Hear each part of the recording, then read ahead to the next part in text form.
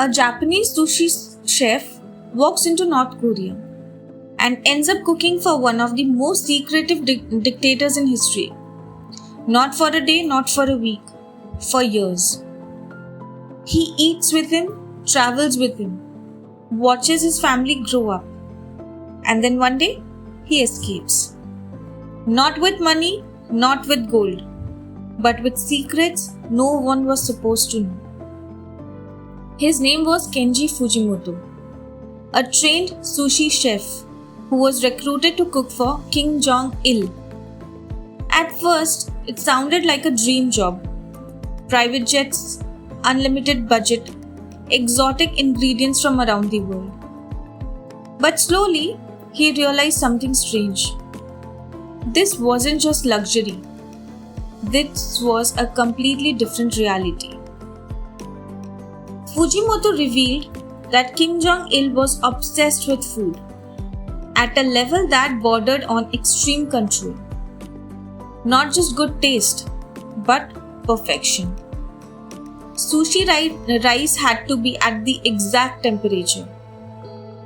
Fish had to be flown in fresh from Japan. Even the shape of the cut mattered. If something was off, even slightly, you didn't get a second chance easily. Because in that environment, a mistake wasn't just a mistake. It could become a problem. While the country faced shortages, inside, Fujimoto described lavish private banquets, French wines worth thousands of dollars, rare cognac collections, imported seafood, meats, desserts. He personally traveled abroad to source these items, Japan, Europe, wherever needed. This wasn't occasional, this was routine. Two completely different worlds existing at the same time. And then there was a child.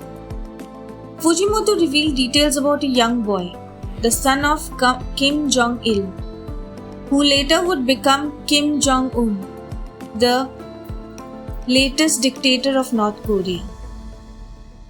He described him as confident, competitive, surrounded by privilege. While the outside world knew almost nothing about him, Fujimoto had seen him close up, playing, learning, being groomed. But here's where the story changes. Fujimoto wasn't just cooking, he was observing something deeper. A system where everyone had to be careful, every word mattered, loyalty wasn't optional. Even inside luxury, there was pressure. Because power at that level comes with constant tension. Now here's the part most people get wrong.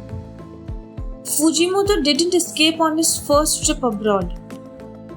He had traveled many times to Japan, to Europe, buying ingredients for Kim Jong-il.